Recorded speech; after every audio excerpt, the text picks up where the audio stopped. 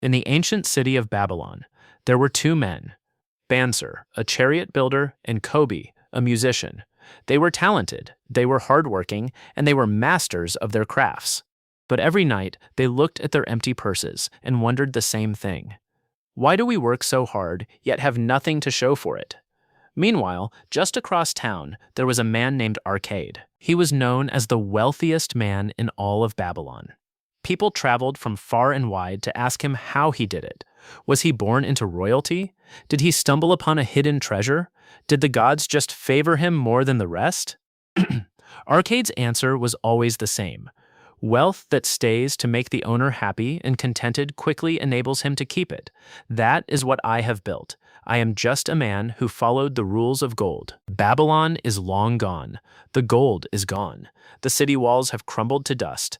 But those rules, they haven't changed in 4,000 years. Most people today are just like Bansir and Kabi. They work 40, 50, 60 hours a week. They chase higher salaries, they look for the next get-rich-quick scheme, and they stress about inflation and debt. But they never stop to learn the fundamental laws of how money actually works. Today, we are diving into one of the most important financial books ever written, The Richest Man in Babylon by George S. Clason. This isn't about complex stock market formulas or modern banking hacks. It is about ancient, timeless wisdom that has helped millions of people go from empty purses to genuine, lasting wealth. If you are ready to stop just getting by and start building a foundation that will serve you for the rest of your life, then this summary is for you. Let's go back to Babylon. Before we begin this journey back in time, if you are new to the paper trail, welcome. We distill the world's most impactful books on money, business, and mindset into detailed summaries that save you weeks of reading.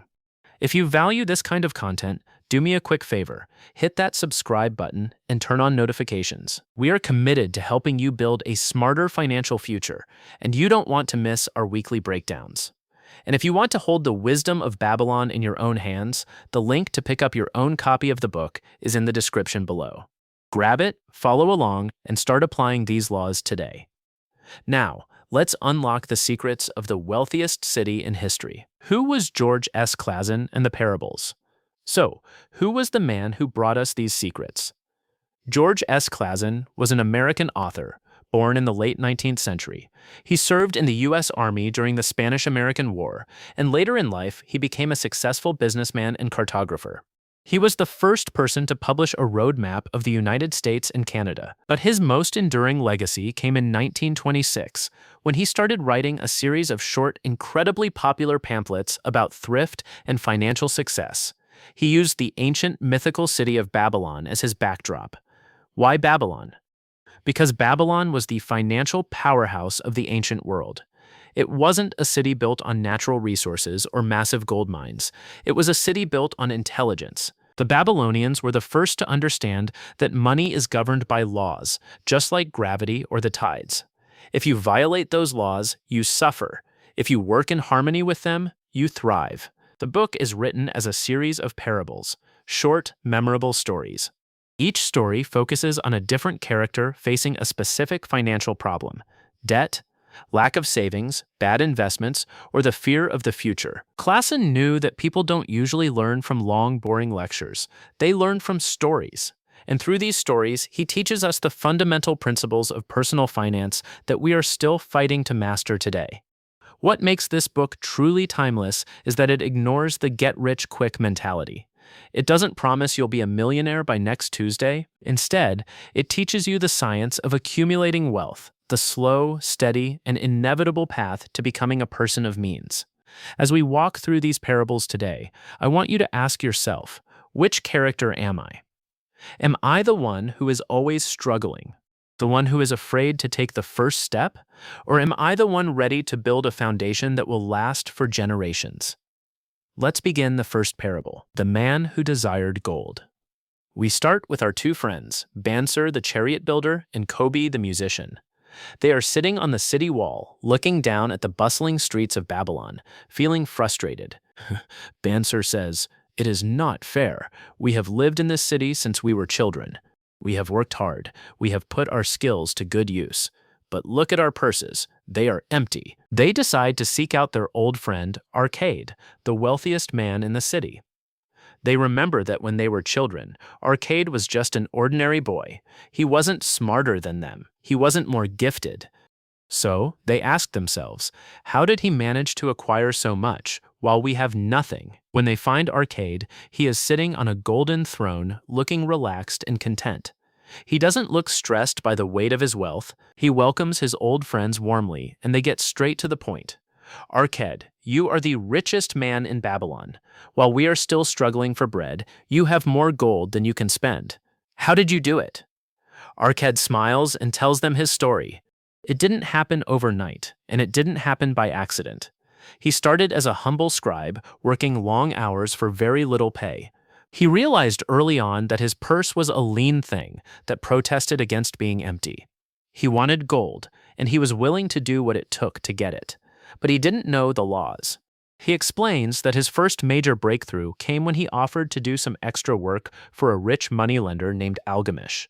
He told Algamish, I am a poor man, but I want to be rich. If you teach me the secret of wealth, I will work for you for free until the job is done. Algamish looked at the young man, saw his ambition, and agreed. He told Arcade, I will teach you, but you must learn to listen. Because he who listens to the wisdom of experience avoids the pitfalls of foolishness.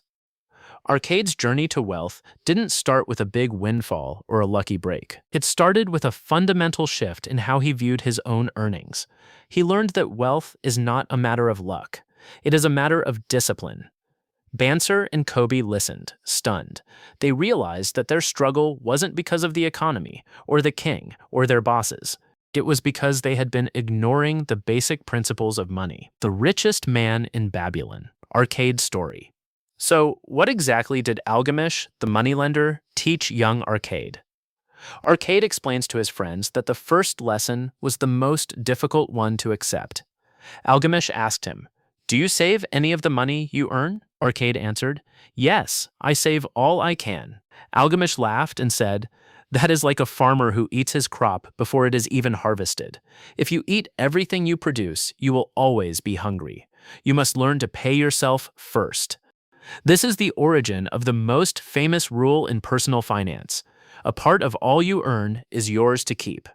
Arcade realized that every single coin he earned belonged to him first, not the baker, not the landlord, not the merchant. He decided that no matter how small his income was, he would keep at least 1/10 of it.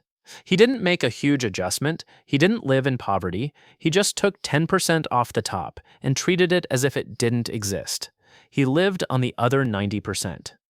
At first, it was hard. He admitted to his friends that he sometimes felt the urge to spend that 10th on something he wanted. But he persisted, and he noticed something incredible. His life didn't fall apart. He managed to live just as well on 90% as he had on 100%. But Arcade did something even smarter. He didn't just hide that gold under his mattress, he put that gold to work. He started lending his savings to a brickmaker who needed money for rare jewels to trade. The brickmaker paid him interest. That interest earned more gold, and that gold earned even more. Arcade's wealth began to grow, not just from his own labor, but from the labor of his money. He tells his friends, Gold is a worker. Its natural desire is to multiply. Every copper you save is a slave to work for you. Every copper it earns is a child to work for you. This is the core realization that separated Arcade from everyone else in Babylon. Most people think money is for spending. Arcade knew money was a seed. If you eat the seed, you get one meal. If you plant the seed, you get a harvest. This brings us to one of the biggest challenges for modern professionals, the lifestyle trap.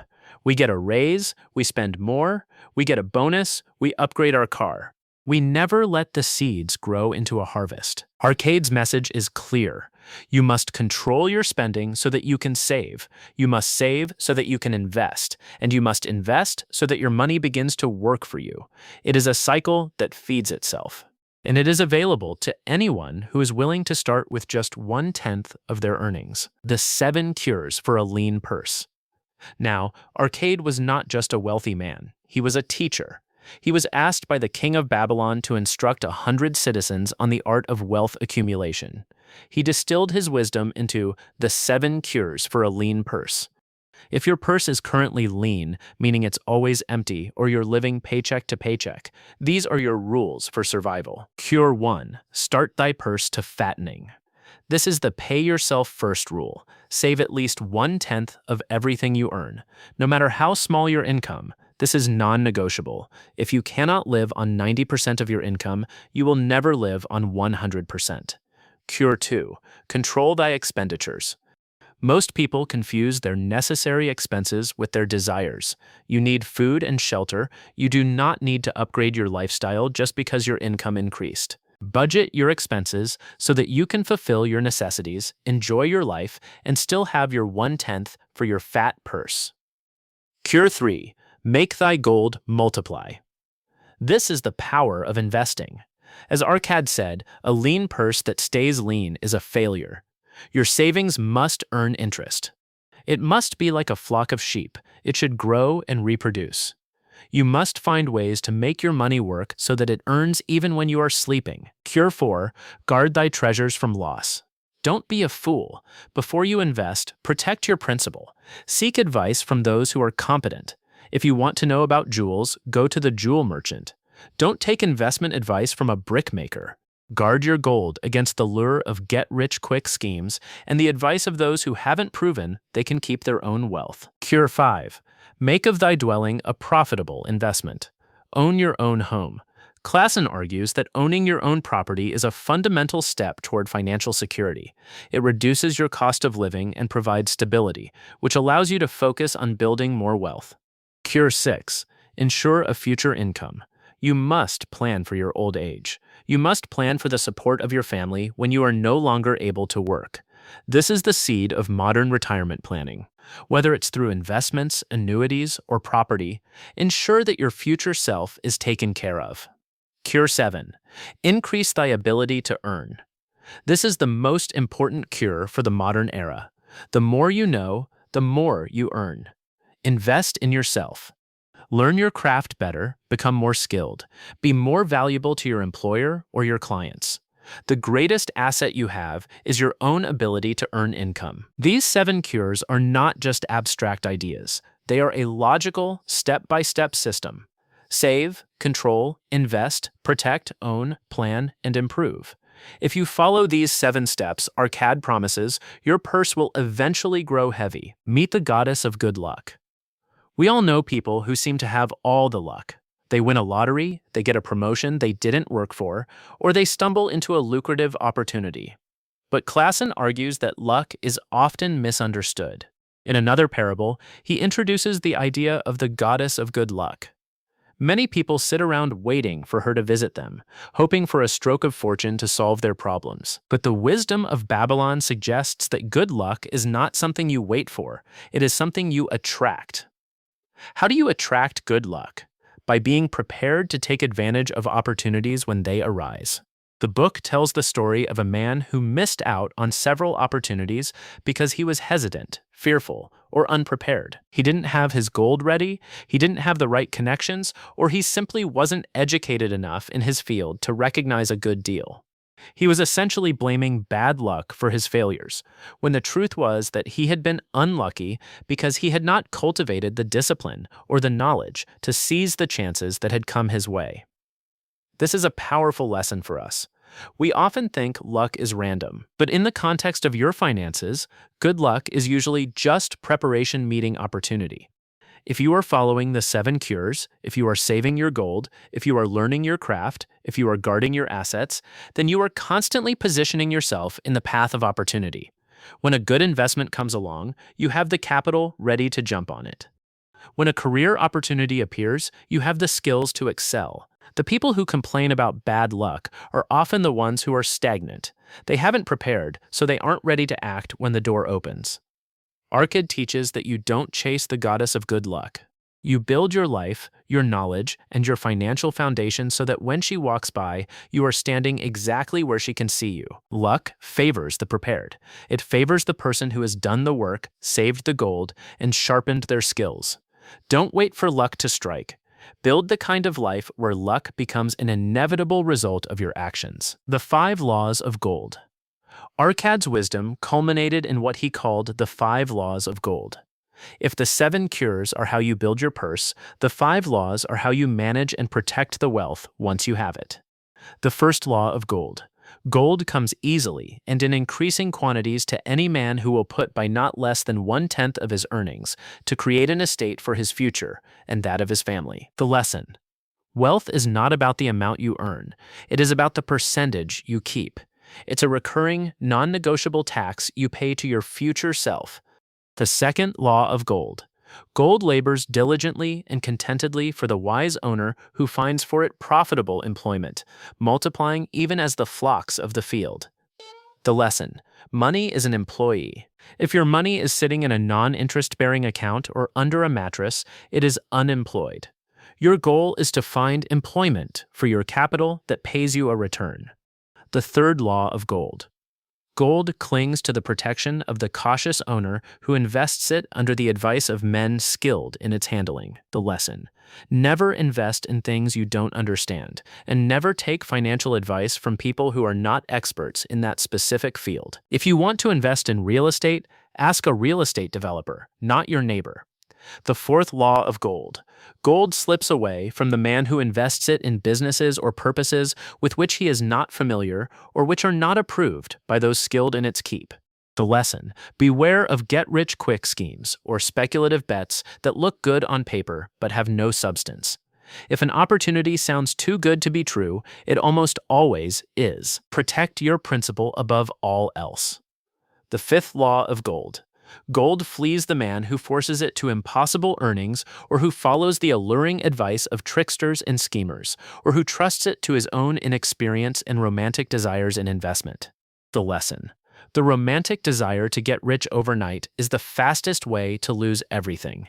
Sustainable wealth is built by avoiding the traps of greed and emotional decision-making. These 5 laws are the shield of your financial life. They ensure that you aren't just accumulating wealth, but that you are keeping it and allowing it to grow securely. Many people get to the saving part, Law 1, but they fail on Law 4 and Law 5 because they get impatient and start gambling their money on high-risk, get-rich-quick ideas. Arcade emphasizes that these laws are absolute. They don't bend for your feelings, and they don't care about your excuses. They are the rules of the game. The Gold Lender of Babylon. There is a fascinating parable in the book called The Gold Lender of Babylon, which focuses on Rodin, a spearmaker who suddenly finds himself with a large sum of gold, 50 pieces, gifted to him by the king for his craftsmanship. Rodin is terrified. He's never had this much money before, and he's being bombarded by everyone in the city, his sister's husband, friends, merchants, all wanting him to invest it in their schemes. He goes to Mathon, the gold lender, and asks for advice. What should I do with this gold so it doesn't disappear? Mathon's answer is perhaps the most practical lesson on lending and investing in the entire book. He gives Rodin a simple test to determine if a loan is good or bad. He says, "To whom shall we lend our gold? Should we lend it to the man who has nothing but dreams? No, we lend it to the man who has the ability to repay." Mathon teaches Rodin that you must judge a borrower by their assets and their integrity. If they have the means to repay through their business or their property and the reputation of being honest, then lending to them is an investment.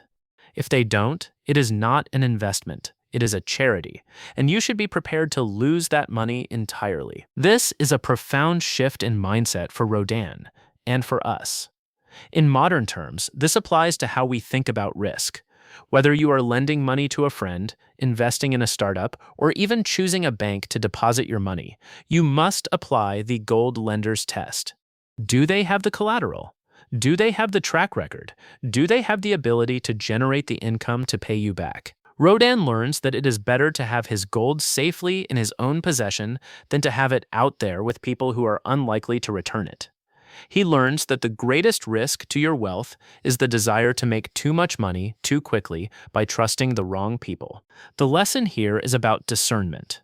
Many people lose their wealth not because they failed to save, but because they failed to say no. They lend to friends, they invest in sure things, and they ignore the fundamental reality that money follows competence. If you don't have the competence to evaluate an investment yourself, Mathen tells Rodan, then you don't have the competence to lend the money. Stay in your lane, protect your principal. Why modern readers still need this wisdom? You might be thinking, this is great for Babylonians, but does it really apply to the year 2026? We have credit cards, crypto, global stock markets, and instant digital transfers. Isn't this ancient advice a bit outdated? The reality is actually the opposite.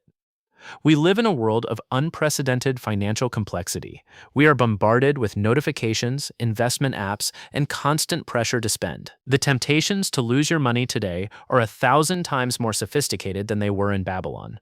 In the ancient world, you had to worry about a trickster at the market. Today, you have to worry about sophisticated algorithms, social media influencers promoting pump and dump schemes, and a culture that is explicitly designed to keep you broke. The core of Clason's message is that while the tools of finance change, the laws of finance remain identical. Greed is still greed. Fear is still fear. The desire to get rich quick is still the fastest way to become poor. And the discipline to save, invest, and think long-term is still the only proven path to true financial independence. When you read The Richest Man in Babylon, you aren't just reading a collection of old stories. It teaches you to be the cautious owner in a world of reckless gamblers. It teaches you to be the wise investor in a world of impatient dreamers. It provides a moral and practical backbone for your money that modern finance apps and social media trends just cannot give you. If you can master these simple, timeless laws, you will find yourself immune to the financial panic that ruins the lives of so many others. You will build a foundation that is as strong as the walls of Babylon, a foundation that can withstand market crashes, economic shifts, and whatever the future throws at you. Key takeaways in Final CTA. We have traveled through 4,000 years of history to learn the secrets of the wealthiest city in the ancient world. Let's recap the timeless laws that will secure your financial future. Here are the core takeaways from The Richest Man in Babylon. 1. Pay yourself first. Before you pay the landlord, the merchant, or the government, set aside at least 1/10 of all you earn. That gold is yours to keep, not yours to spend. 2. Control your living costs. Never confuse your necessary expenses with your desires. If you cannot live on 90% of your income, you will never be wealthy, no matter how much you earn. 3. Make your gold work for you. Money is a seed. Don't just save it, invest it so it multiplies. Your goal is to reach a point where your money earns more than your labor does. 4. Guard your principal. Protect your wealth from loss. Never invest in things you do not understand, and never take advice from those who are not experts. 5. Improve your earning ability. Your greatest asset is not your bank account, it is your ability to earn. Invest in your skills, your education, and your craft. 6. Attract good luck through preparation. Luck is not random. It is what happens when a prepared person meets an opportunity. The more you work and save, the luckier you will become. 7. Beware the get-rich-quick trap. Any investment that promises huge returns with little risk is a lie. Stick to the proven laws of gold and be patient. The beauty of this book is its simplicity. It doesn't require you to be a mathematical genius or have an MBA. It just requires the humility to start small, the patience to let your wealth grow, and the discipline to never break the rules of gold. If you are currently struggling with your finances, stop looking for a magic solution. Go back to these basic laws. Start with your 1/10. Control your expenses. Invest wisely. Do this for a decade, and you will be amazed at where you end up.